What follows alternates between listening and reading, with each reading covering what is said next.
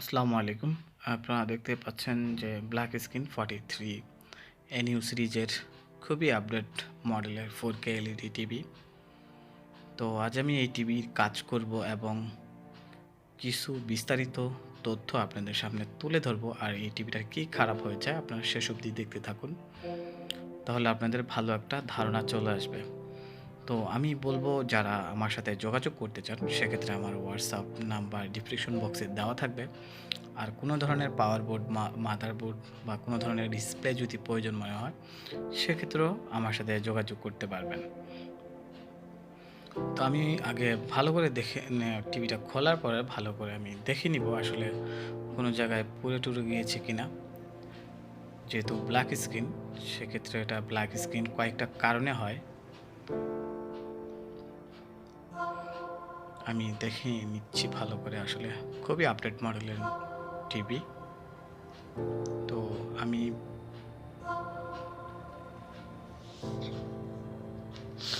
খুবই new model, আপনারা দেখতে পাচ্ছেন, খুবই ফ্রেশ। তো যেহেতু ব্যাকলাইট নাই এবং প্যানেলও ছবিও দেখা যাচ্ছে না তেমন, তো সেক্ষেত্রে এটা কয়েকটা কারণে হতে পারে। আপনার যদি ব্যাকলাইট খারাপ থাকে সেক্ষেত্রেও কিন্তু ব্ল্যাক হয়ে থাকবে, এবং যদি পাওয়ার সাপ্লাইয়ের যদি ইনভার্টার খারাপ থাকে সেক্ষেত্রেও আপনার ব্ল্যাক হয়ে থাকবে। তো সেক্ষেত্রে আমি প্রথমে ব্যাকলাইটটা চেক করে নিব। তার জন্য আমার আগে পাওয়ার পোর্টটা যদি খুব সহজে চেক করতে চান সেক্ষেত্রে আপনার পাওয়ার পোর্টটা খুলে নিতে হবে। খুলে নিলে যদি আপনি এসিটা ইন করেন, যদি পাওয়ার সাপ্লাই ভালো থাকে এবং যদি ব্যাকলাইটও যদি ভালো থাকে, তাহলে আপনার ব্যাকলাইট জ্বলে উঠবে। আর যদি ব্যাকলাইট ভালো না থাকে সেক্ষেত্রে লাইট জ্বলবে না, এবং পাওয়ার সাপ্লাই যদি ইনভার্টার খারাপ থাকে সেক্ষেত্রেও কিন্তু আপনার লাইট জ্বলবে না। তো আমি আগে পাওয়ার সাপ্লাই দিয়ে ভালো করে চেক করে নিব এটার ব্যাকলাইট খারাপ না ইনভার্টার খারাপ। আপনি দেখতে পাচ্ছেন যে আমি পাওয়ারটা ইন করেছি, যেহেতু জ্বলছে না সেক্ষেত্রে ব্যাকলাইট বা ইনভার্টার দুইটাই খারাপ হতে পারে, যে কোনো একটা।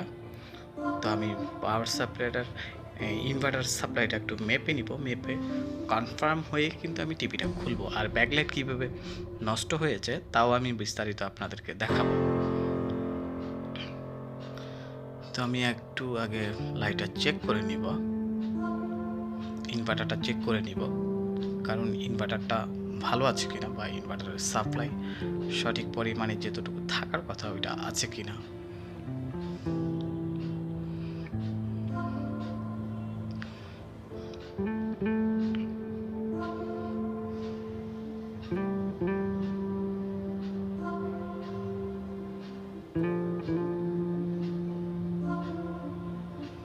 আপনারা দেখতে পাচ্ছেন আমি যে ইনভার্টারের সাপ্লাইটা কনফার্ম হয়ে নিচ্ছে। এসি পোর্ট লাগানো নেই, এসি পোর্টটা লাগাতে হবে।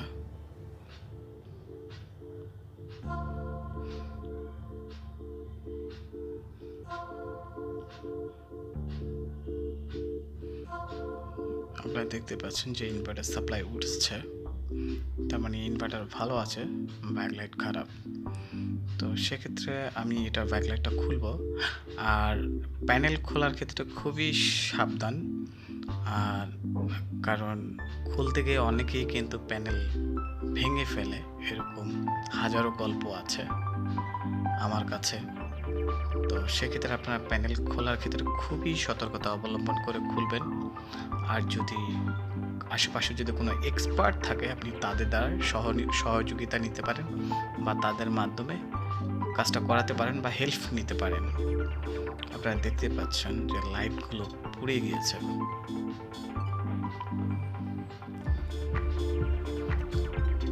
লাইটগুলো খুবই পুড়ে গেছে একেবারে। তো লাইটটা লাগানোর পরে দেখি ছবি কেমন হয়, কোনো শেড টেড আসে কিনা। দেখতে পাচ্ছেন। তো আমি বলবো, আমার এই ছোট্ট চ্যানেলটাকে যদি সাপোর্ট করতে চান সেক্ষেত্রে লাইক অ্যান্ড সাবস্ক্রাইব করে জুড়ে থাকবেন। আর যারা আমার সাথে যোগাযোগ করতে চান, সেক্ষেত্রে আমার হোয়াটসঅ্যাপ নাম্বার ডিসক্রিপশন বক্সে দেওয়া থাকবে, চাইলে আপনারা যোগাযোগ করতে পারবেন। তো আপনারা দেখতে পাচ্ছেন লাইট লাগানো কমপ্লিট। এই যে ছবি, খুবই ভালো ছবি এসেছে। তো আল্লাহ হাফেজ, ভালো থাকবেন। পরের কোনো ভিডিওতে দেখা হচ্ছে। খোদা হাফেজ।